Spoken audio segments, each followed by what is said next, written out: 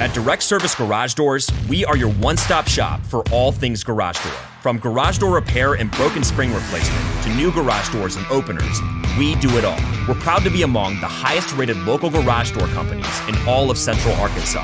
Our highly trained technicians are available 24 hours a day at no extra cost to you. So if you have an emergency, call us today, 501-244-3667, or visit our website at directserviceoverhead.com. Don't wait days. We'll fix it now.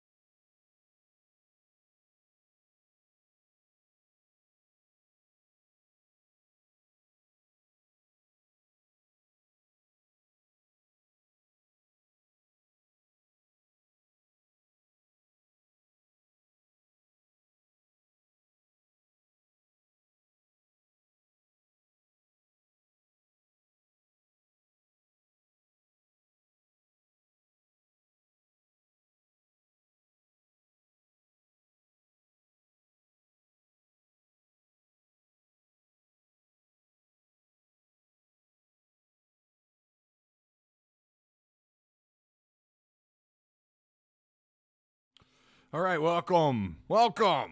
This Wednesday evening Tuss Talk with Ty live stream. I do appreciate you guys being here. Let's get this set up. Got a little bit of time here. 3, 2, 1. Yo, look at that. There we go. Let me move this. Move you where you should be. Studio lighting. There you go. All right. This one's, I know, like, you guys have been asking me to do this for a minute, and I've been putting it off. I thought about doing this as an edited video, just doing some edited content. Believe it or not, I don't think doing edited content is like riding a bike. I don't think that much at all, especially since doing stuff for Hogville Net YouTube. I've realized, man, I've gained a little bit of rust. So I thought, no, let's just do it in a live stream. Why not, right? So do me a favor. My voice is a little crackly. I tested negative for COVID. I don't have COVID. I think this is just probably, I don't know what it is. Maybe it is early signs of COVID. I don't think so. I don't think it's COVID. Wife has been fatigued a little bit lately, but we're all fine. But she did, for those of you who are unaware, she did contract COVID while on a business trip out west. So she brought it back home. But I like I said, I tested negative. I may test again tomorrow just to be on the safe side. So that's why my voice is a little, and the energy still not where I would like it to be for myself. It's, a little down here. You guys know me. I like it to be up here. All right, Patreon supporters, thank you guys so much. I'm not able to do this without you, as you guys are very well aware of. By the way, Arkansas, I shouldn't say Arkansas. Someone's gaining a commit on Friday. TJ Metcalf is down to his final 4, and his commit date is this Friday.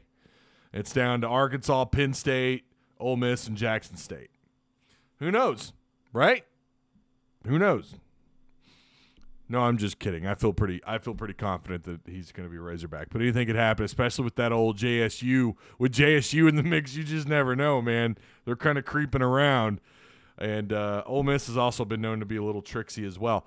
Also, shout out to our show sponsor, Direct Service Overhead, who offers same-day services 24/7, 365, emergency service 24/7, 365 days a year, free estimates, quality parts, affordable outcomes, hundreds of 5-star reviews. Give them a call today at 501-244-3667, 501-244-3667. feel pretty good about Arkansas adding him on Friday. Again, you just never know. And they're still waiting on another kid to flip, a 4-star. They're waiting on him to go public and or for him to decommit his school and make his decision. So hopefully we'll have more on that. What's up, Kopeski? How you doing, man? Number one in the house. Perfect timing on my way home. Oh, well, I'm glad I could assist, John. I appreciate you being here. Patrick, what's going on? I made a live. Welcome, Ontario. Thanks for being here, man. I know this is football talk, but damn, the Diamond Hogs are losing a lot. Yeah, I'll be honest. I know they lost Gregory today to the portal. I think right now the only expected returning player is Peyton Stovall. I know I read that wrong. It's like all pitching in Stovall. That sucks, man. Yeah, you guys make sure you hit the like button, subscribe if you're new here, and yeah, and we'll go down this list. I even what I should have done. What I should have done is cropped out these picture or the logos of each of these teams, but I didn't. But so we'll do it one by one. But again, I want to give everyone a little bit of time to get in here. Again, if you're watching this after the fact, appreciate you also. I'm ready for the predictions. Yeah, you guys have been asking me for this for a minute. I told you guys last week I would do it this week. So, or maybe it was the week before last. I don't know, but I've been talking about doing this for a minute. Anxious to see how Singleton does this weekend. So they're already participating in the Elite 11. I'm hearing some mixed reviews. You cannot take Elite 11 super serious. You can't. There have been some great quarterbacks not even get invited to these. There have been great quarterbacks to not even finish in the top 3. So I don't know. It is good. Like, it's great notoriety, great publicity when your guy goes to this quarterback Elite 11 camp and just does his thing and looks great. It's great publicity. It's something you can sell to the rest of the prospects you're recruiting on the offensive side of the ball for that class. But I wouldn't put all my eggs into that basket. Like, you guys got to remember, like, Casey Dick, if I remember right, Casey Dick won the Elite 11 one year, either his junior or senior year. I think has that always been I seem to remember the Elite 11, you could be a junior or senior and participate in the Elite 11. But Casey Dick, he either went or he won it regardless. I think he did pretty well. And nothing against Casey Dick, right? Nothing against that guy, but he was a pretty average quarterback at Arkansas. In fact, he lost his job to an incoming freshman, Mitch Mustaine, and then took the job back at the end of the year. So I wouldn't put too much. I wouldn't put a whole lot of. Look, if he goes out and he wins, yeah, you bet your ass we're going to talk about it, right? We're going to brag on him, sure. But if he doesn't do well, don't get too upset about it. JSU's in the mix. Could be late night wire deposit. Ole Miss just hands cash in a McDonald's bag. Well, that's Tennessee that got caught with the McDonald's bag. Yeah. I don't know, man. That does make me nervous with JSU in the mix because we've seen what they've done. We've seen what they've been able to do. And that's a little bit it's a little bit like, oh, man, I don't know. Anything could happen. But, I mean, do you want to play big boy football? Do you want to go somewhere where you're going to get the most recognition or you're going to be in the spotlight week in and week out? You know, that's kind of what I would – that's what I've always – that's what you sell these kids.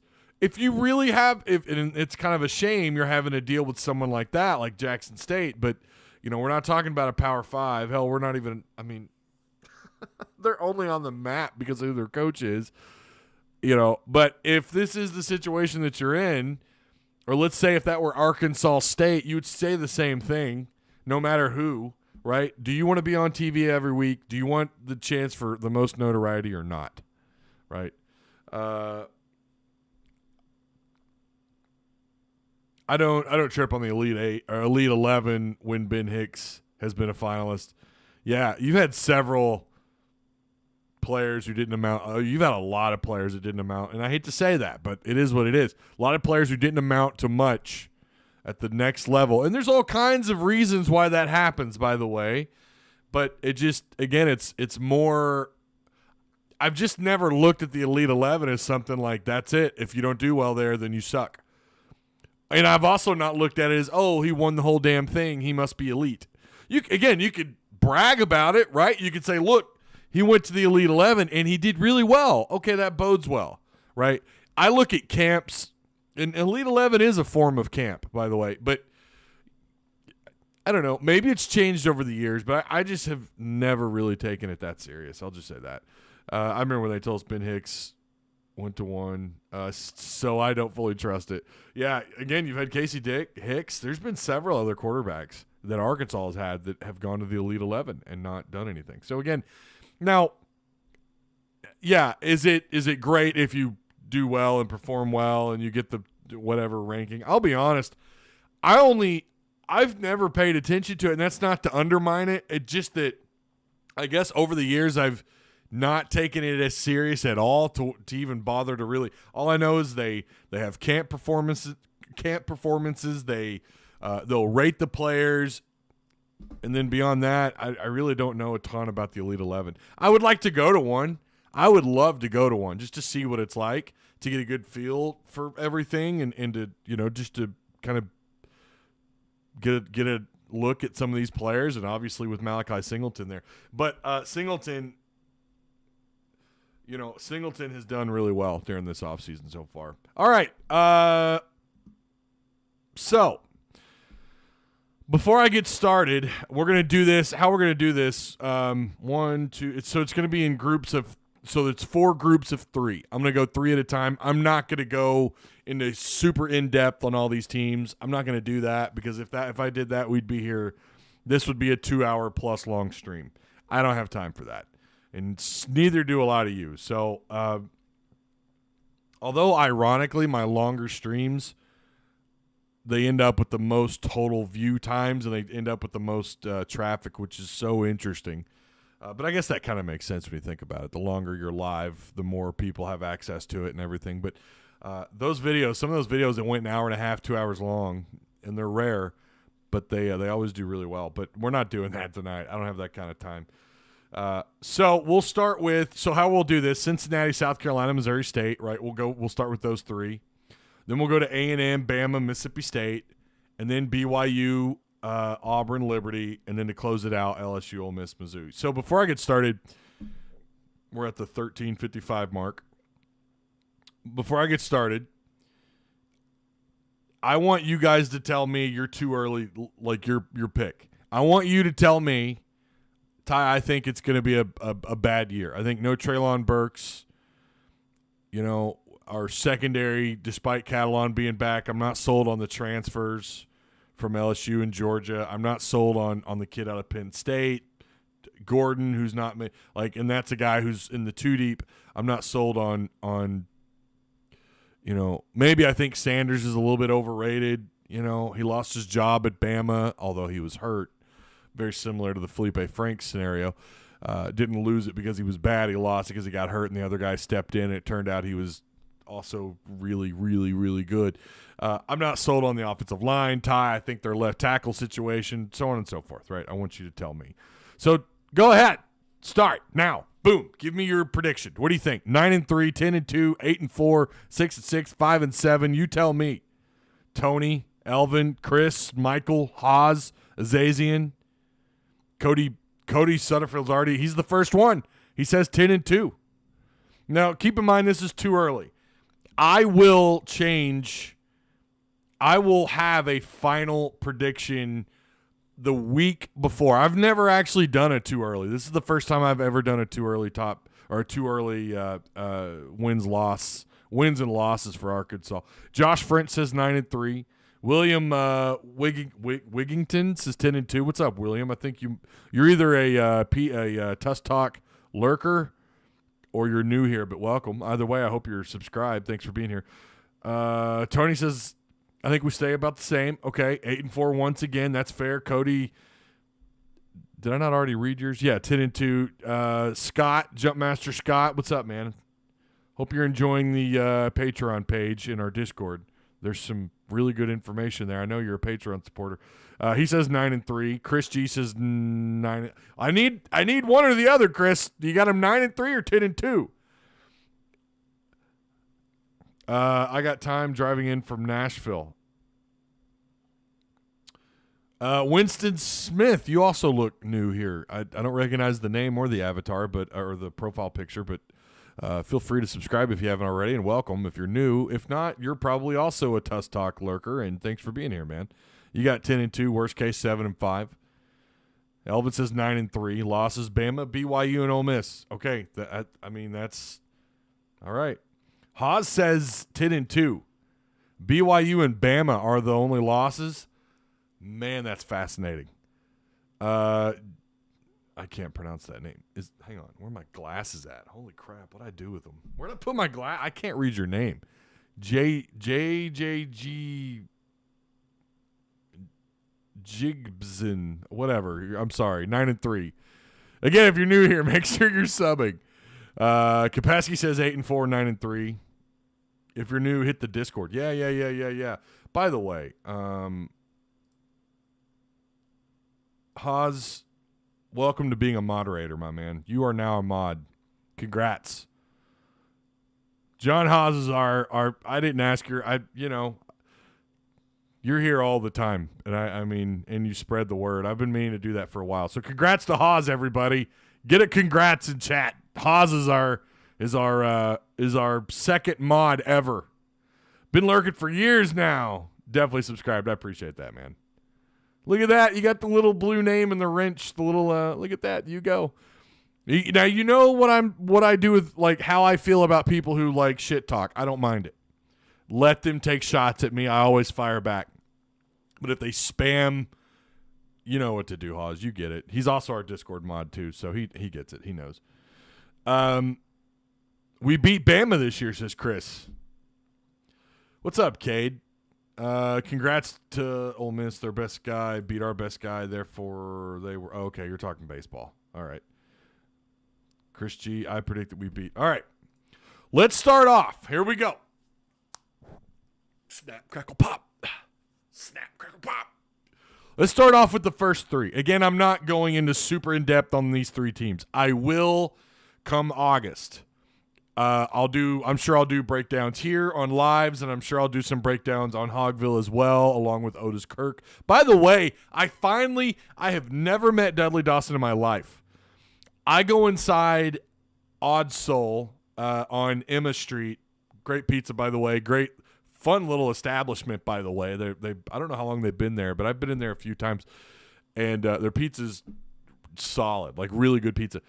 But I was on the phone with my dad, and I was like, we were talking about Hogville and stuff, and I run into Dudley Dawson inside Odd Soul. I've never met Dudley in my life, and there he is with his beautiful wife Petra. Like, oh my gosh, it's Dudley freaking Dawson. I think he spotted me because I walked in there and didn't really look around, and then I kind of look off to my right, and I see this guy kind of waving at me, and I'm like, oh, that's Dudley Dawson. Anyways, all right. So shout out to Dudley and his wife Petra. Very nice, very laid back dude. Like very much laid back. Can't wait. So yeah, I'm sure we'll do some breakdowns on Hogville on some more stuff on these matchups and whatnot. And you guys know how we do here too. We'll do a week by week prediction as well. You know, remember last year I had Arkansas beginning of the year 8-4. And then as the season went on, some of that changed, but they ended up going 8-4. So, all right, Cincinnati. You'll play on Saturday, September 3rd at 2:30 p.m. on ESPN. That's how you open things up against Cincinnati. Now, again, I said I'm not going to go too much in depth, but oh Lord. I hate ESPN so much. Hang on. Let me mute this. So I had ESPN pulled up looking at some of their stats, and they'll just automatically like play their ads. They're the only site that does that of the sites that I go to, and it really pisses me off. But yeah, last year Cincinnati obviously one of the best secondaries in all of college football. I don't care about stats or numbers. I mean, they had two outstanding defensive backs Honestly, the pieces they lost on defense, Ahmad Garner, who, what was he, a top 10 pick, Kobe Bryant, Myjah Sanders, Joel DeBlanco, Darian Beavers, Curtis Brooks. These are all pieces they lost on defense. I think they've got roughly 3 starters coming back on defense. They went 13-1 a year ago, undefeated in the AAC. They do have some interesting new additions. You know, they brought they hit up the portal. I think Ben Bryant, who, and I think I did some research on Cincinnati really early on. I think Ben Bryant initially signed, committed, and competed at Cincinnati. Then he transferred out and played at like Eastern Michigan or somewhere, and then he transferred back. So after they lost Desmond Ridder, their quarterback. Desmond Ridder is a baller, not an elite guy, not someone he's not jaw-dropping, but led that offense. Alec Pierce is also gone. Maybe one of the best non-P5 at the time, non-P5 wide receivers. But they definitely had one of the best secondaries. It's all depleted. Their defense is depleted. No Desmond Ridder. I really, ESPN has them at like 23rd. A lot of places still have them ranked. I kind of think when the dust settles, they're going to end up being like an 8-4, 7-5, only because the AAC is what the AAC is, not a very good conference. They could end up with 9-10 wins. It's possible because, I like their coach. I like what they're doing there. They have some interesting pieces, right? Evan Prater is a guy who's been in that system now for a couple of years at quarterback.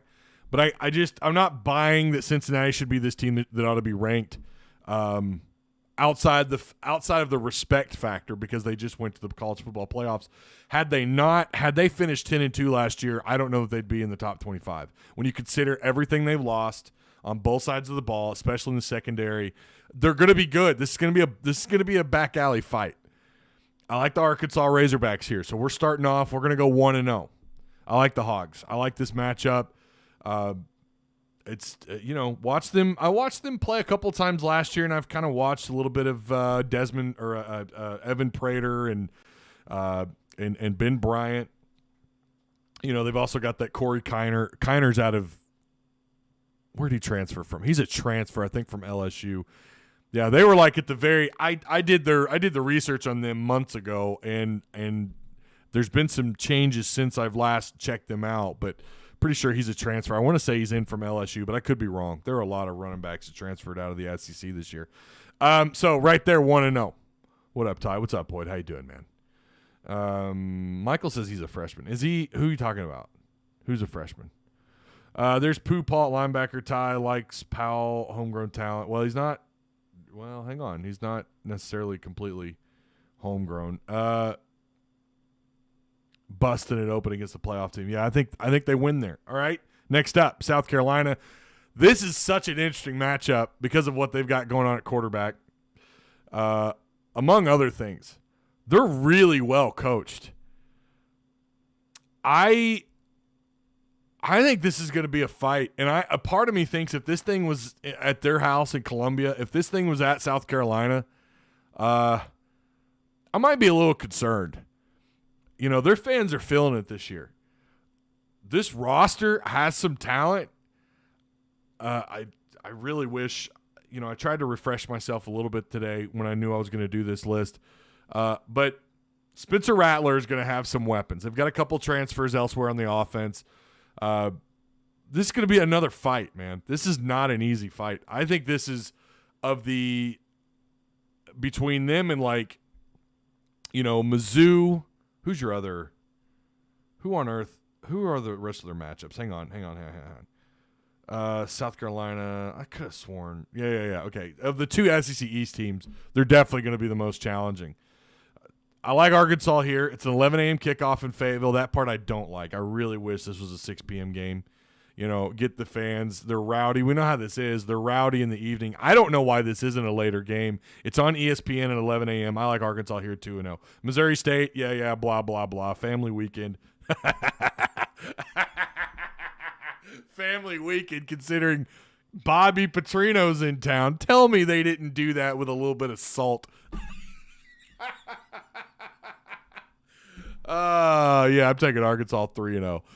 All right. And again, what you look at with Missouri State is it is a Petrino offense. It is. You shouldn't overlook them. And I'm not laughing at Missouri State. I'm laughing at the fact that it's family weekend with Petrino.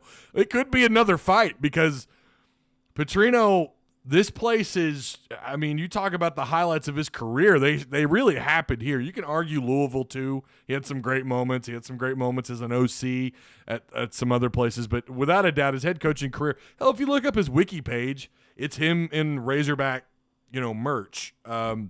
That's where most people remember him from, that and quitting the Atlanta Falcons before the end of the season. Oof. But yeah, I think he's definitely, especially with the way he handled the Little Rock touchdown club when he apologized and everyone gave him a standing ovation. That's the question that I have when we come on when that week arrives on September 17th. Would you applaud him or would you boo him? I understand both sides of that. I would applaud him. I would. Yeah, don't like how he handled things. I don't like how he lied. I obviously don't like the situation with Jessica Durrell. I still think, he lied about wrecking the bike. I still think he got his ass kicked.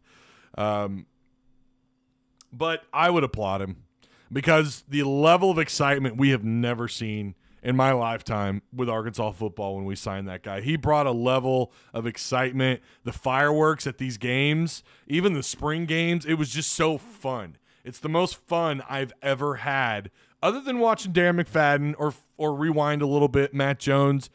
But as a complete unit on the field, the finished product on the field, especially year 2 and on, years 2, 3, and 4, it was just so much fun. I would applaud him for that. Yeah, I'm not going to judge him. He made some poor decisions there towards the end and all that crap with Miss Durrell. But at the end of the day, he brought a level of excitement to fans you don't see very often with Razorback football. So, yeah, I would applaud him. Okay, so Arkansas right there. We're 3-0 out the gate. Cincinnati, South Carolina, Missouri State.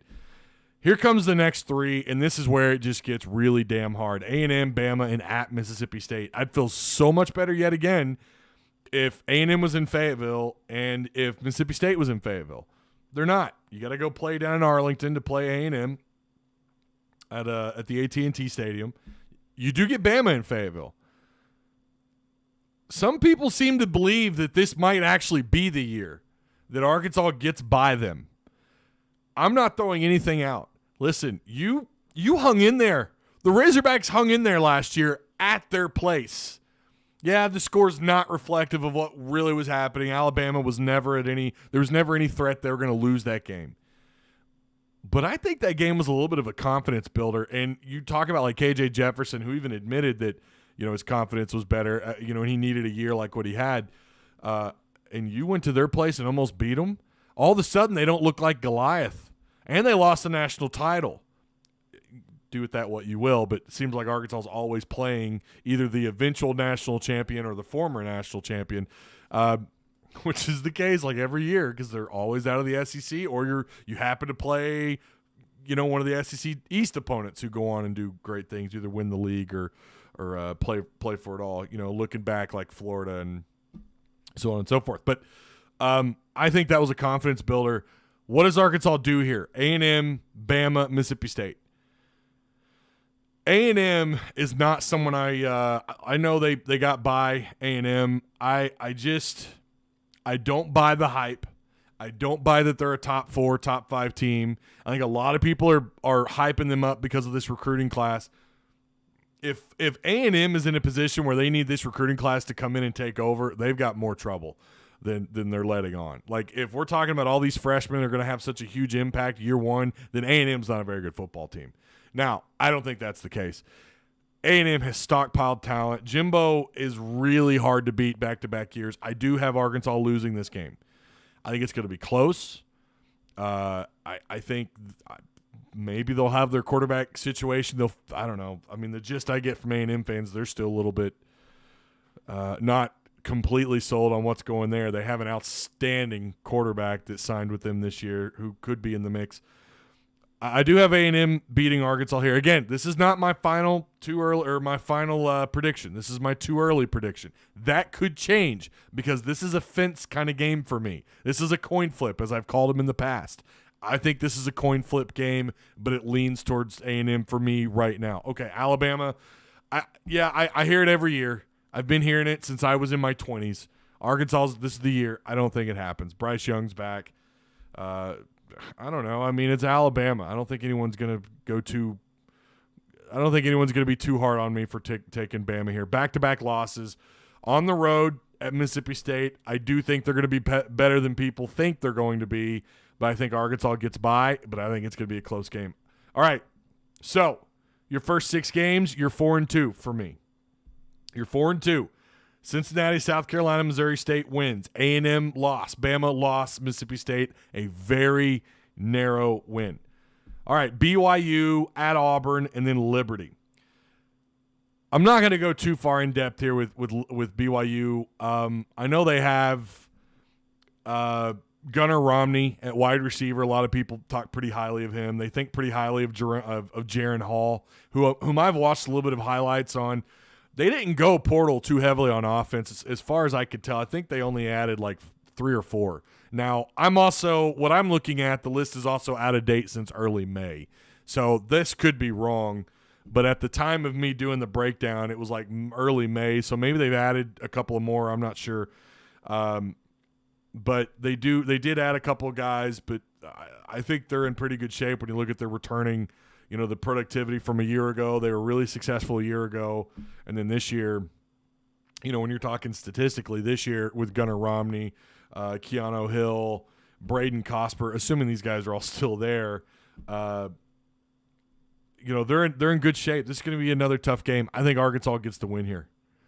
I think it's going to be another hard-fought game. None of these games are easy. I don't know that they have an easy game on their schedule, like at all. ESPN has them ranked ahead of Arkansas. Last I saw, it was right ahead of Arkansas at 19th. So they've had them floating around a little bit. And they have added some pieces here, but listen. There's just too much. I think there's just too much raw power for Arkansas to lose a game like this. There's too much talent and just raw strength, athleticism.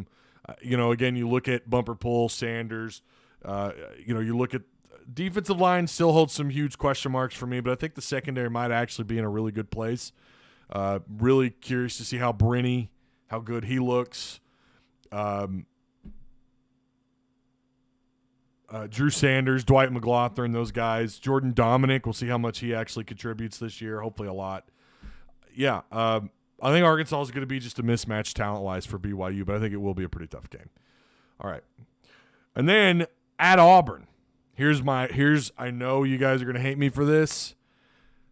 I think the optics are all wrong with Auburn. I don't think they're going to go 10-2. I don't think they're 11-1, but I do think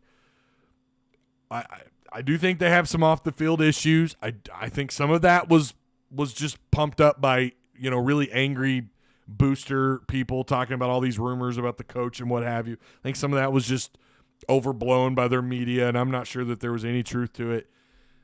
But there's something about Auburn going all the way back to Tommy Tuberville, you know, or going back to Gus Malzahn. It doesn't seem to matter who the hell their coach is. They just always have Arkansas's number. They're that team. And the fact that you got to play them at their house on October 29th, I don't know. There's just something about Auburn that, you know, it feels like everyone's counting them out. It's Auburn. They definitely, you know, took some hits in the portal, but I really think Auburn's going to be a tougher game, and I do think Arkansas is going to lose this game. Part of that also is because you're going A&M, Bama, Mississippi State, at BYU, at Auburn. That's a pretty tough damn run. And I think eventually, you know, you start to wonder about the injuries piling up. I'm not sure when Auburn's bye week. Is Auburn's bye week before that? I can't seem to remember. I want to say Auburn either has a bye week around the time they play Arkansas, either before or after, but regardless. But then you've got Liberty. Okay, Hugh Freeze. I like Arkansas here. So right now we're at, let's see, 1, 2, 3, 4-2, 5, 6-2. No, 6-3, my bad. A&M, Alabama, Auburn are all losses. All right, what's next? LSU, Ole Miss, Mizzou. LSU already gaining all kinds of hype and excitement. I don't understand it. I really don't. They had a mass exodus in the portal. They do have talent. I was actually shocked. I don't think LSU even has them in their top 25. How about that? ESPN might actually – am I right on that? Do they not even have them ranked? I don't think they do. I'm not buying any stock in LSU right now. Let me see them play a few games. Brian Kelly's a hell of a coach.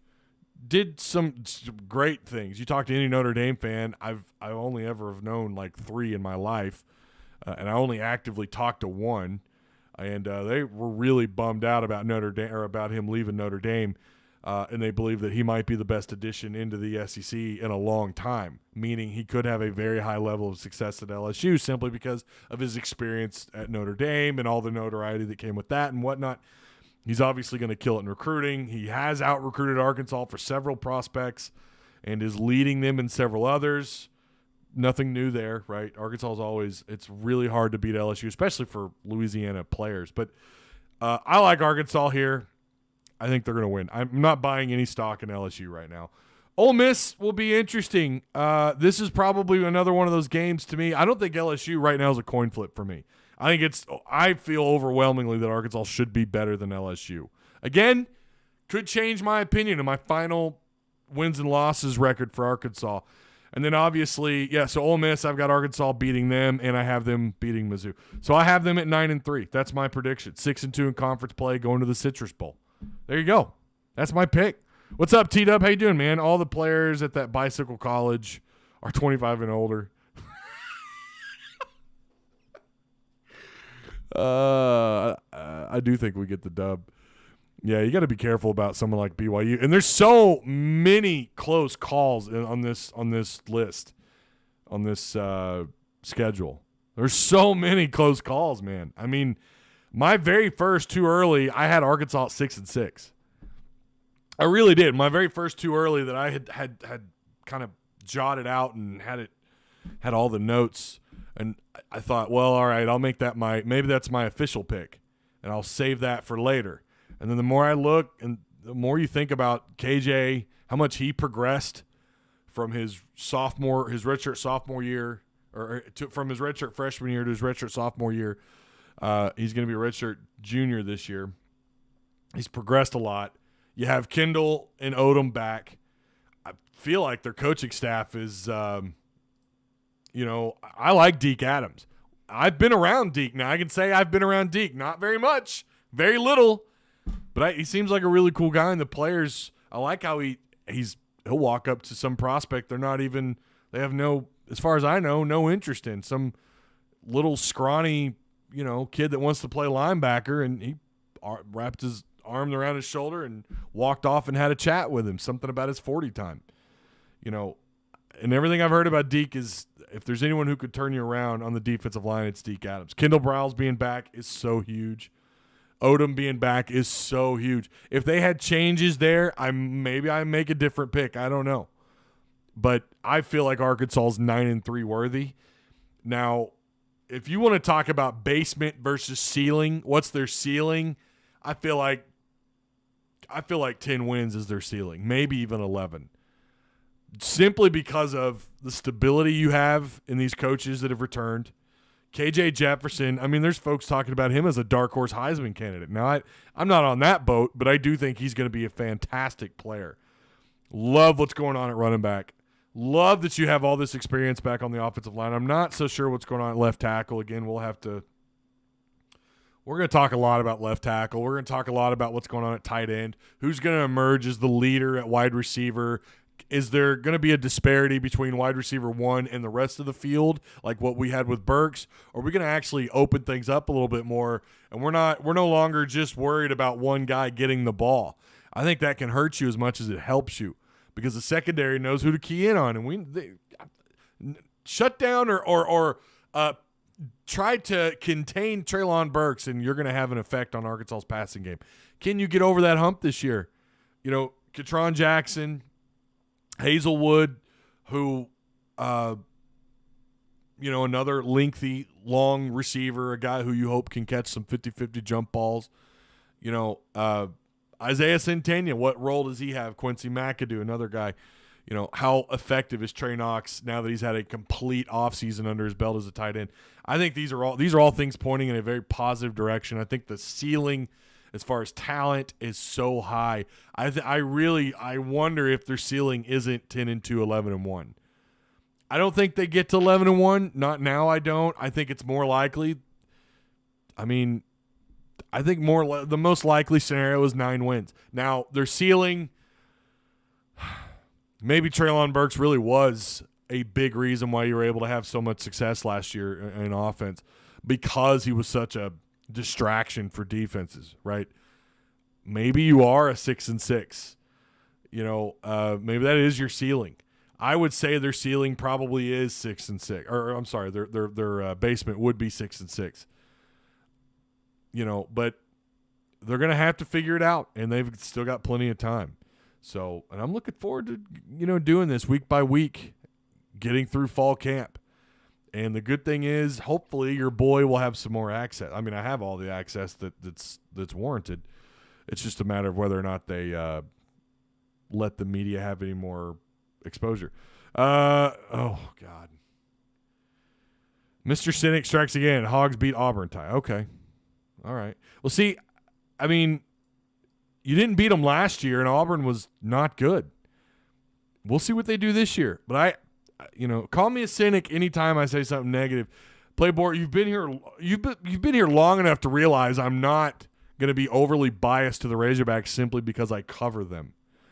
I hope one day you figure that out, my guy. It could be that team that's like kryptonite. I don't know. Maybe Harson's not that bad of a coach after all. I don't know. I don't know how. Hell, they could go 5-7 next year. I still don't know if I would pick them to lose to Arkansas or not. They just, they walked into Fayetteville and beat you. And it really didn't seem like that much of a struggle for them. And that's a little bit concerning. We could talk about injuries, but let's not pretend like they didn't have injuries themselves. If Catalan's healthy all year, if KJ, God willing, KJ's got to stay healthy. I'll tell you that right now. So much, if not this entire season, it comes down to KJ's health. I really do think that about the quarterback spot, without a doubt. If KJ goes down, you're in some deep shit. I'm just going to say that.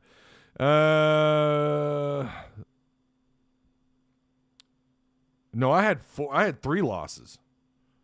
A&M, Alabama, and Auburn are the losses. But your wins are Cincinnati, South Carolina, Missouri State, family weekend. A&M and Alabama losses. Mississippi State a win, and that's on the road, by the way.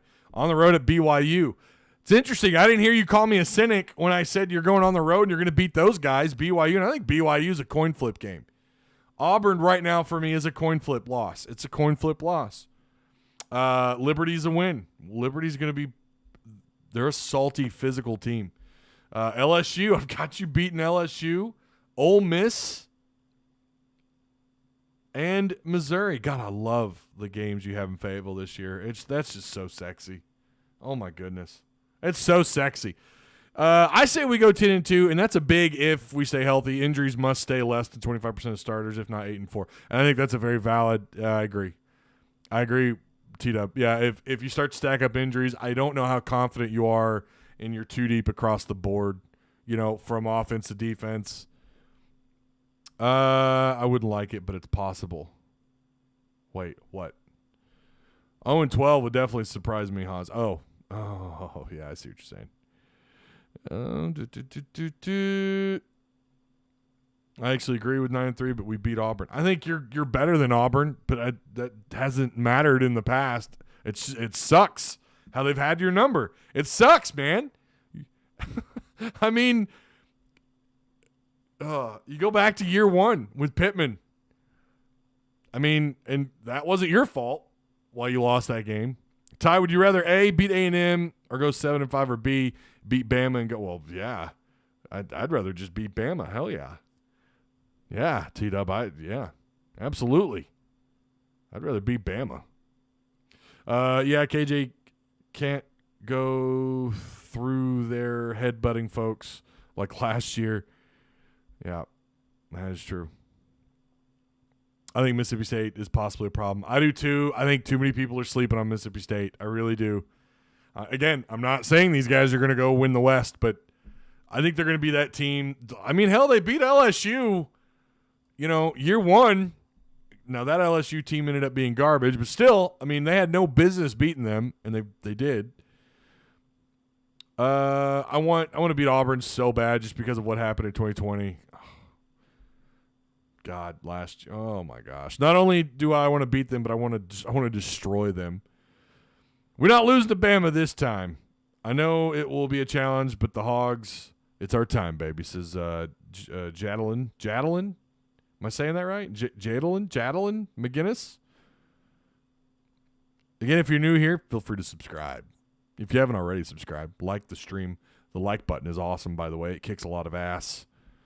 Yeah, I'm just saying, the like button has had a tendency, when you hit it, it's like the more likely you are to get that win total you want for the Razorbacks. It's more, I'm just saying, it's a magical like button. You do that, the more you break, 50 likes, I think you're more likely to beat Bama. I'm just going to go out on a limb here. Yeah, I agree with you, Ash, about beating. I want to beat Auburn. I do. And I want to beat A&M again. I don't want that. I don't want them, I don't want this to be a one-year fluke nonsense from them that I know we're going to hear on Twitter. If we have a possibility at it, it's this year. Oh, I see what you're saying. Okay. We have harder games at home. Bama at home is huge. Bama at home is big. I think, honestly, looking back at it, Cincinnati, South Carolina, all your games at home are big. I have no idea why we're visiting BYU. That still drives me crazy. I don't care about their fan base. They fill up their stadium, they're ranked. I don't care, man. They're at the time of scheduling these guys, they're an independent school. They're a non-P5 first off. And even if they were in a conference, they wouldn't be in a P5 conference. They're going to be now, but I'm talking about at the time of scheduling these guys. They're going to be now. They're joining the Big 12, but I don't, at the time, Google portal. Google the portal. Not right now. I'm too hurt. BYU's the trap game. And it could be a trap game. Yeah, you're right. Because of how that schedule lines up. I mean, anyone you play in between SEC matches is a trap game, right? Because you're coming out on the 15th, and then you fast forward to the 29th. You've got Auburn, but the 8th you've got Mississippi State, then you've got BYU, and then eventually you end up playing at Auburn. It feels like BYU could be a trap, but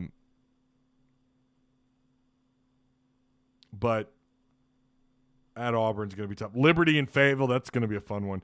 I'm honestly, if I could make any of the non-P5s, well, I mean, Cincinnati's definitely the one, right? Everyone wants to be at that game. September 3rd is going to be a big deal, but November 5th against Liberty is going to be pretty entertaining, I think. I think Liberty could be, I don't know how good they're going to be. They look to me like an 8-4, but in their conference, but we'll see.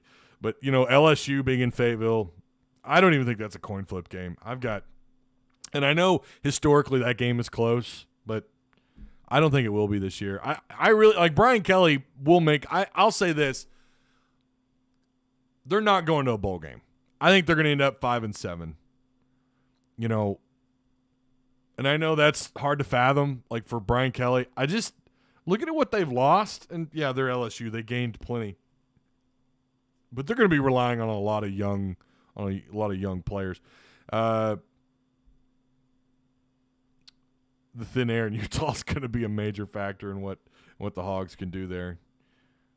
Yeah, that is true. You had to deal with that when you played Colorado State, when you went that direction, when you went out west. BYU will be beat up. I think they play Notre Dame. Yeah, they play Notre Dame. I think it's the week before. SEC considers them a P5 game. Says who? What do you mean?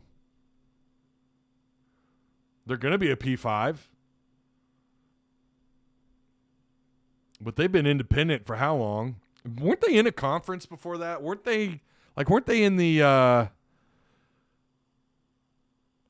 the MAC or something for a little while? Then they went independent. Someone go Google them real quick. BYU, already read that. LSU goes in 6-6 this tongue. I don't know. I've got them 5-7. Mountain West. Yeah, they were in the Mountain West. Yeah, they were. Yeah, it was. Yeah, they were someone, and then they went independent, and now they're joining the very desperate Big 12. Quick question: KJ or Ryan Mallett in his prime? Damn. Why you gotta throw like a? That's a really hard question, actually. Like, see, I don't think we've seen the best of KJ, although. No Treylon Burks. What's going on at left tackle? A bunch of new faces in the wide receiver room. Ryan Mallett had some of the best receivers Arkansas's ever had in its school history on the same roster. But Mallett, in terms of arm talent, is the greatest arm talent they've ever had on campus. He just, I think his whole thing was his mentality is what killed his NFL career. God, that's a tough question. I'm going to say right now Ryan Mallett, just because of the things he did in that offense. I mean, you talk about firework display. It was kind of ridiculous. KJ in this system, yeah, that's a tough one. I'm gonna go with Mallett. Yeah, he wouldn't. Not in this system. No, Mallett's not built for the no. In Petrino's system, and that's the other part of that question.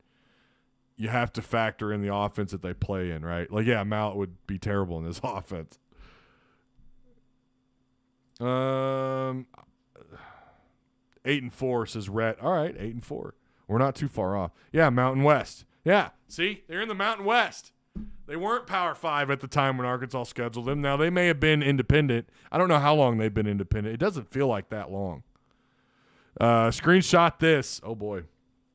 Hornsby will have a breakout year that will be a difference maker in a few games. They will have a wide receiver and quarterback packages for him, and he will blow up. KJ is still the man. So wait a minute. What are you saying as a wide receiver he's going to blow up?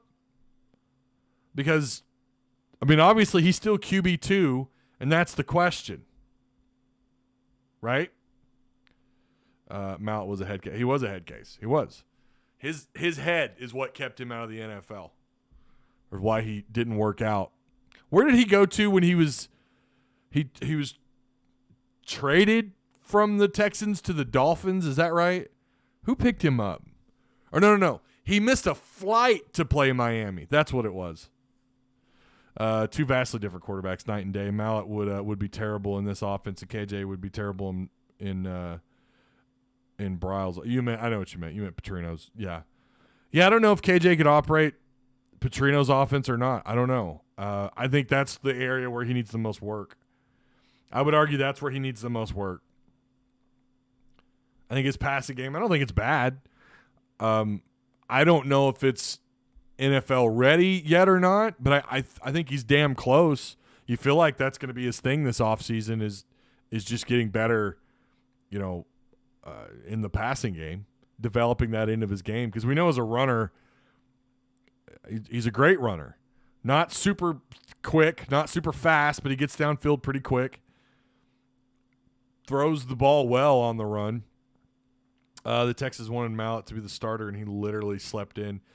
Well, now, didn't he? No, hold on. I think it's the other way around. He was QB1, and then he lost the job after a couple of games. He was benched, and then they went down to Florida, and he missed the flight like the week after being benched.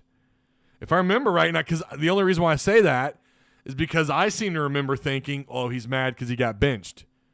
So I think it was the other way around. I think he lost his starting job. Now he's a coach at Whitehall. And, hey, man, I hope he does well. KJ answers the question, what if Cam Newton had a great arm? I don't know if I'd go that far. You don't go to the NFL and start and have the success that Cam had in the NFL without having a really good arm. I'm not saying KJ's not Cam. He's not. He's just not. Now, can he be in that realm? Can he be in that zip code? Yeah, I think he could be in that zip code. Is he living next door to Cam Newton? I don't think so. KJ, you guys know how highly I think of KJ. He's one of my favorite quarterbacks already after just 1 year and one game that he started against Missouri. And he had some starts, a year before that. But just what little I still think in the grand scheme, right, when you zoom out, you haven't had a lot of exposure to KJ compared to like Ryan Mallett, Brandon Allen, Austin Allen, Matt Jones, Clint Sterner, right? And he's already on my list as one of my favorite quarterbacks, but he's not Cam Newton. And if you guys think he's Cam Newton, I'm going to tell you to pump the brakes. Like, I want to know what you're watching that I'm not seeing. He is a really good player, and he's really effective in this offense. I think he belongs. I hope he ends up. I think he belongs. When they first start putting out their Heisman, the top 20, and then they narrow it down. Talking about the media, not just anyone, but like I think he belongs on that list. When you're talking about just players that belong in the conversation, he belongs somewhere in that top 20 because this offense hinges so much on what he's capable of doing as a quarterback, right? You mean Cam ain't KJ? What's the difference? You could say that from a negative point of view or even a positive point of view. No, KJ's not Cam Newton. He's a great player in this system and in this offense. KJ reminds me of Justin Herbert. Okay.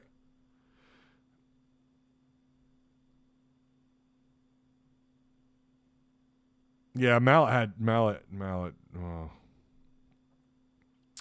Dude, he has a much better arm than Cam did.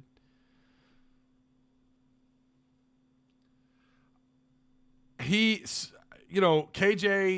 like his deep ball throws, and I wish he threw more. There's a difference between when someone says like arm talent, it means kind of like it's almost like the slugger percentage in baseball. It's like everything that he can do with that arm, right? Cam Newton had a good arm, had high arm talent or medium arm talent, I should say. Arm strength, right? Accuracy on the deep ball. KJ's got that. KJ's got a great I think he can make almost all the same throws or all the throws, right? But then there's a difference in what Cam Newton could do in that offense and, of course, what he did in the NFL that was just on another level. He was bigger than KJ. When you talk about, like, height, I don't remember his weight real well.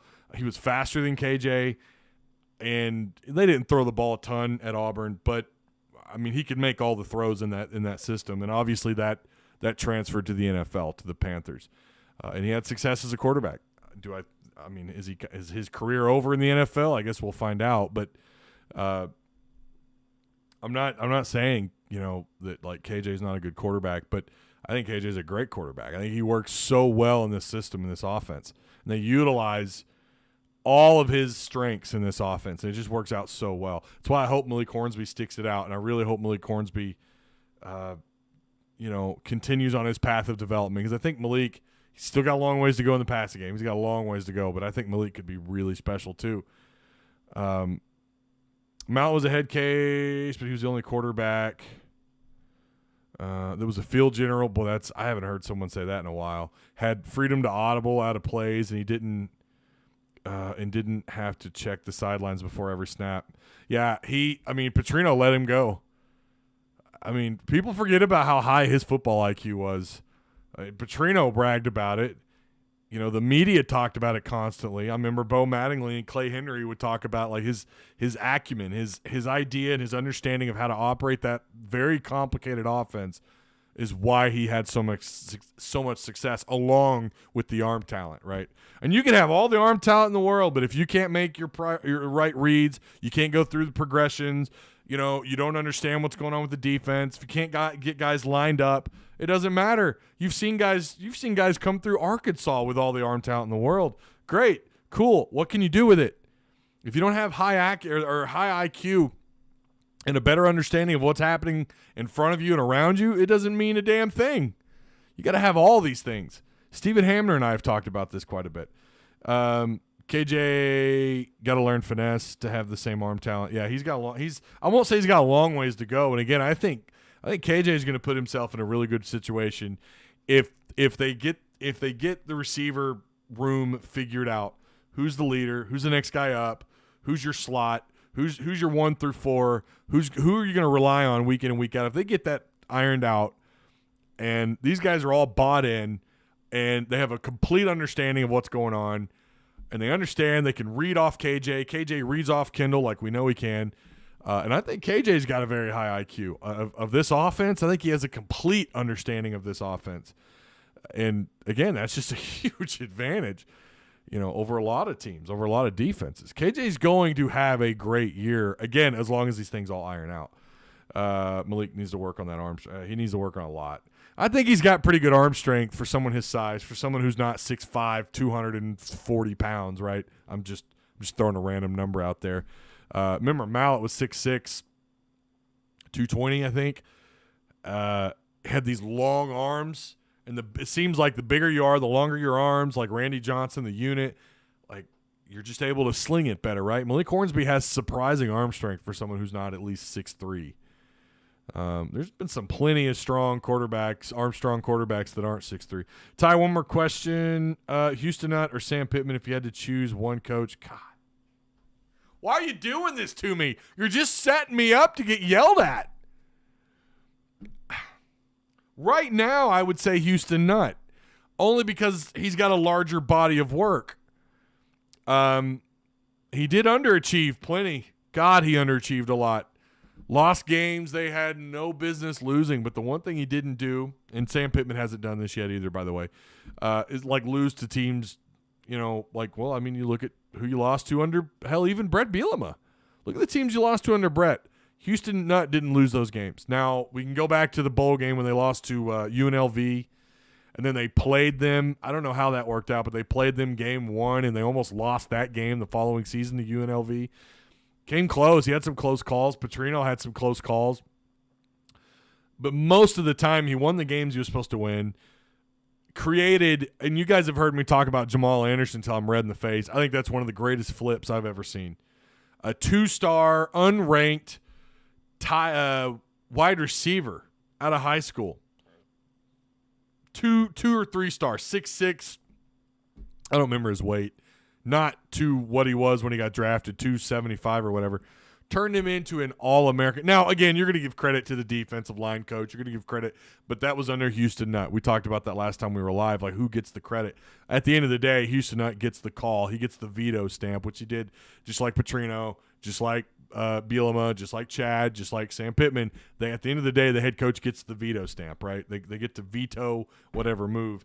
And I don't know the whole story about him moving to defensive end, but he became a first-round top 10 pick. That doesn't happen very often out of Arkansas on either side of the ball. And then you look at all the All-Americans he produced. You look at all the diamonds in the rough he found along the way in the recruiting trail. His final year was such a massive just underachievement. That team had no business not winning at least 10 or 11 games. That was ridiculous. And 04, 05, if I remember right, were horrible years. He definitely had some awkward seasons, but I would take right now Houston Nutt because I know what you get in 10 years out of Houston. Now, seemed like beyond that, and he had a little bit of success at Ole Miss, I guess, on their level, I guess. Now, recently, they're with Lane Kiffin, they're really blowing up. And, of course, they had some success with the guy that cheated before Lane, or before that guy, before the guy before Lane. Hugh Freeze. If you put a gun to my head and you said, hey, you got to pick one, I would take Houston Nutt. Sam Pittman, though, I don't know how long he's going to be here, but I feel like when the dust settles and we look back 10 years, I think his resume would be better. I think his wins and losses would be better.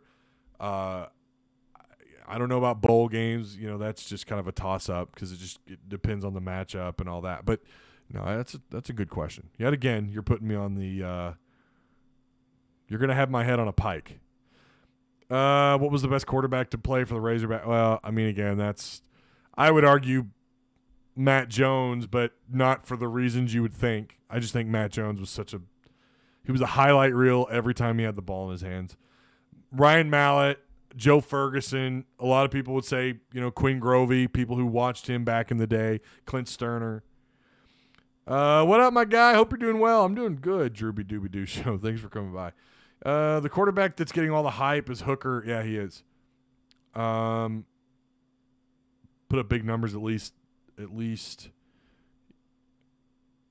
see. Put up big numbers last year. More is expected this year. Yeah, Hooker's got a lot of hype behind him. And listen, rightfully so. I'm not gonna. To me, I'm not gonna die on any hill that says that he should or shouldn't be behind KJ. I think it could go either way. I really think Hooker's a damn good quarterback. He really is. Nutt could beat who he wasn't supposed to at times. Yeah, you're not wrong. Then he got just frog stomped by USC. How many points did they put up in 2 years against Arkansas? Like 100 and like 120 points or something. Pittman / Nutt teams are always tough natured, but give me Pittman all day due to heavy recruiting acumen. Yeah, again, like I hear you, but Houston Nutt's resume recruiting was pretty damn good. Again, not talking about ranking, just talking about the guys he was able to go out and turn into NFL draft picks, and not just like 7th round, 6th round, like top 4 round, top 3 round picks, 1st round picks, you name it. His ability to churn out guys. He had 2 separate seasons where he had at least 2 first rounders. Darren McFadden and Felix Jones in the 08 draft. And then Matt Jones, I think that was the same year, Matt Jones and Ahmad Carroll were drafted in the first round. Was that Matt Jones and Ahmad Carroll? Someone go Google that really quick. USC 70, Arkansas 17. Oh, my God. Yeah. Yeah. Ty, would you rather – what is with these questions? With these would you rather questions? What's going on? Would you rather be an unstoppable force – or I see what you're doing. You're doing a parody right now. Watch them all. No way to pick. Yeah, it's hard to pick the best quarterback. It is. It is really hard because if KJ does something unthinkable this year, puts up truly Heisman numbers, and maybe we will look back and go, damn, he really was close to Cam Newton, or he was as good as Cam Newton. I don't think so, but who knows, right? A third year under Kendall Briles with the level of talent that you have in the receiving room, we'll see if they reach it. Just because you have the talent doesn't mean they produce on the field. See that all the time.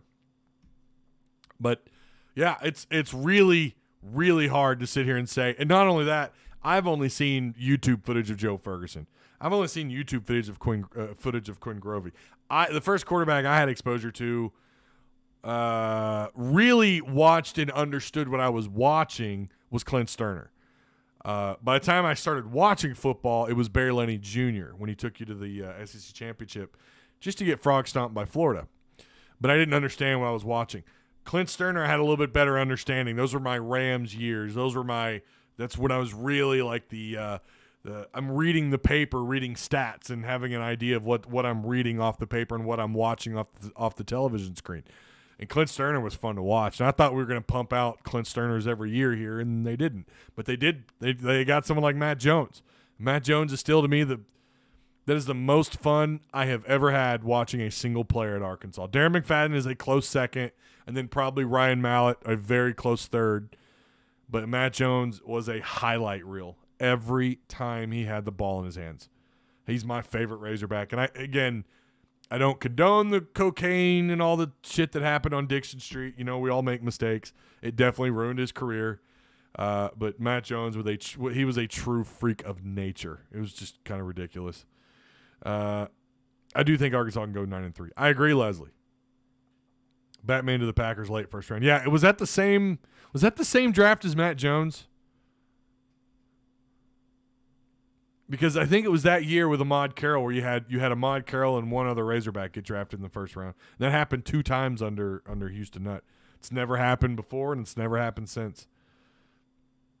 Arkansas 2022 schedule. It's very tough, Michael. It is insanely tough. Keep in mind, when I do my final concrete, here's my preseason predictions. This is too early. When I do my final concrete predictions, it could change. I could go backwards. I really could. Like I said, my first too early, I had Arkansas at 6-6.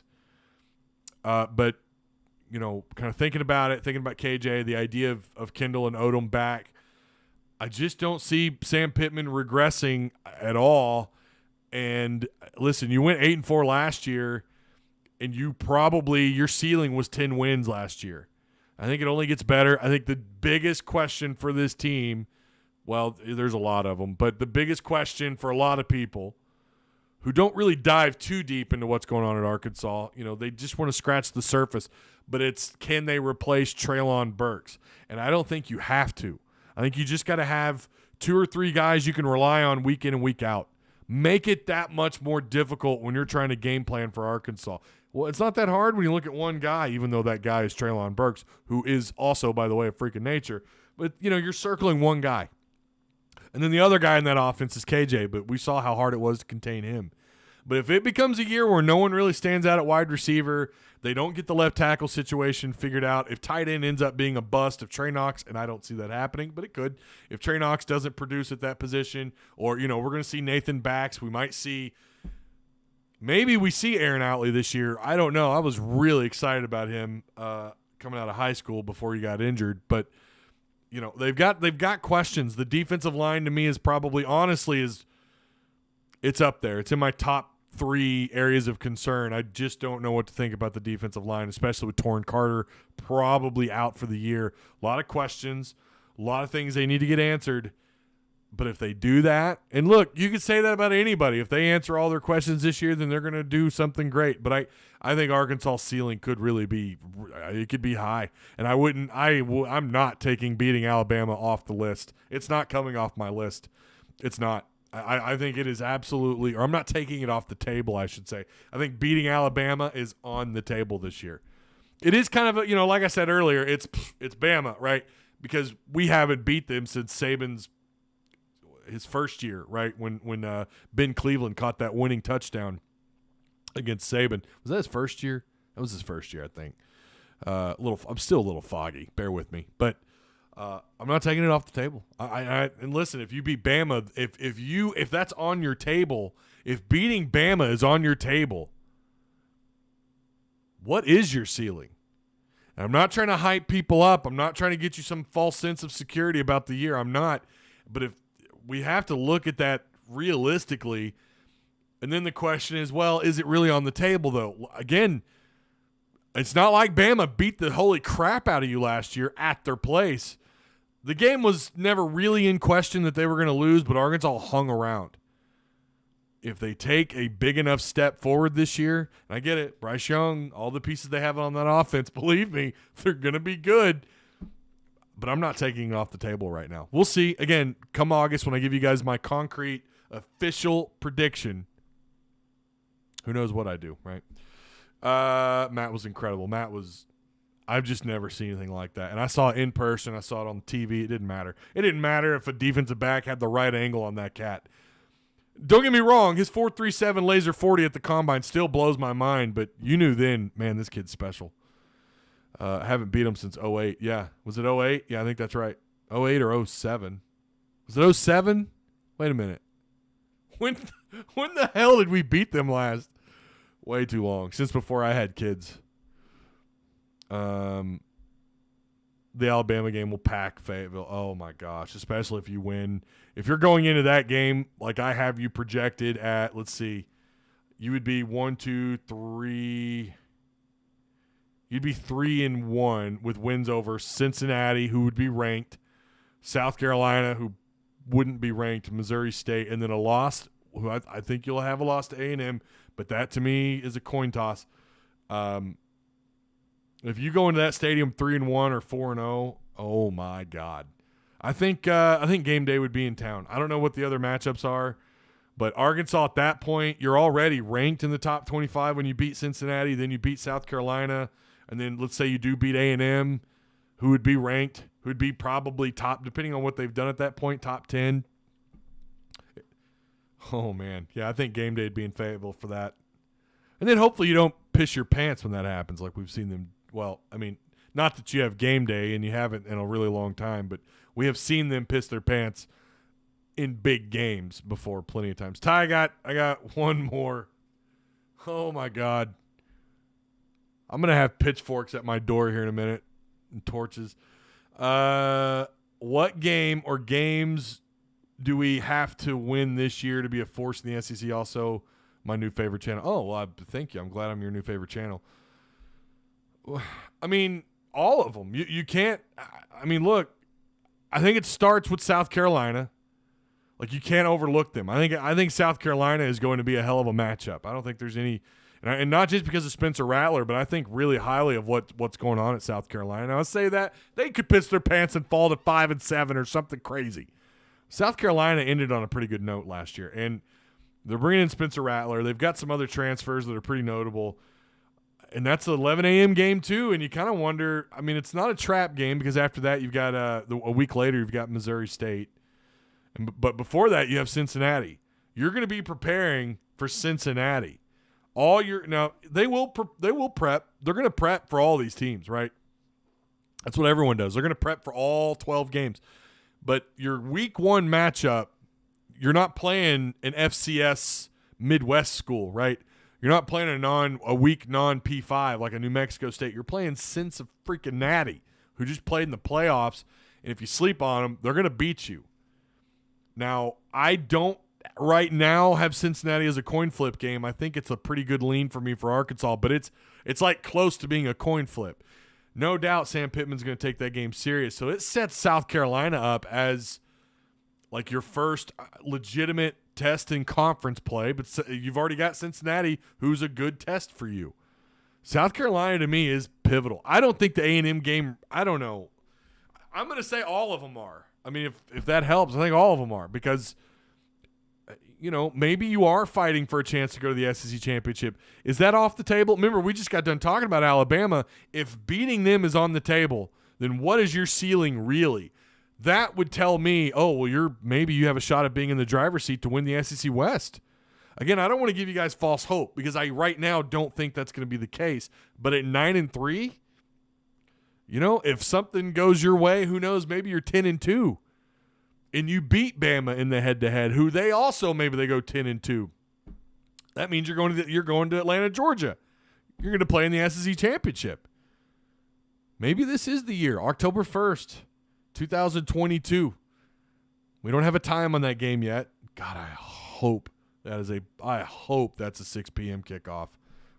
Or whatever, 7. I hope to God that's a late game. And I hope A&M does, whatever. It can be 11, it could be 6, I don't really care, or 3 p.m. But yeah, I think they're all, because if we're being serious at 9-3, and I'm being dead serious when I think that is absolutely on the table, then that means you've got a legitimate shot. If some things go your way, you're playing at that level, you could be competing for an SEC West spot. Now, A&M is going to be tough, man. Alabama is going to be tough. Auburn, you guys know how I feel. I kind of wonder if they're just that school, they just got your number no matter how good or bad. And you could say the same thing about LSU, but I'm just not buying any LSU stock right now. Mississippi State and Starkville is going to be tough. Ole Miss, Lane Kiffin, they got that Jackson Dart coming in. Who knows what they do with him and how well they look. Do they have another potential big-time quarterback on their hands under Lane Kiffin? And does that change? Maybe it's Ole Miss's year. Oh, God, I'm having a heart attack saying that. They just won the damn Natty in Omaha. But who knows, man, with Lane Kiffin at the helm, there's a lot of questions for a lot of teams this year. And then you finish out the year against Ole Miss. I don't think that's a coin flip, even though it's in Columbia. I think Arkansas should be 2 or 3. It should be favored 2 or 3 scores, in my opinion. I tell you, I really think this team could be a little stronger than last year's. I think they can be too. I think they could be a lot stronger if things pan out the way they should. Chad Morse is still in the left lane. He still can't get right. Yeah, he can't. Yeah, you're not wrong. ESPN only puts us on at night is when they think we're going to lose. Yeah, the FPI I think has Arkansas like at 6-6, and Lord, that it's just I don't think it's anywhere near. I don't think that's accurate at all. I wouldn't feel as bad if it had you at like 8, but I'm just not buying 6-6, man.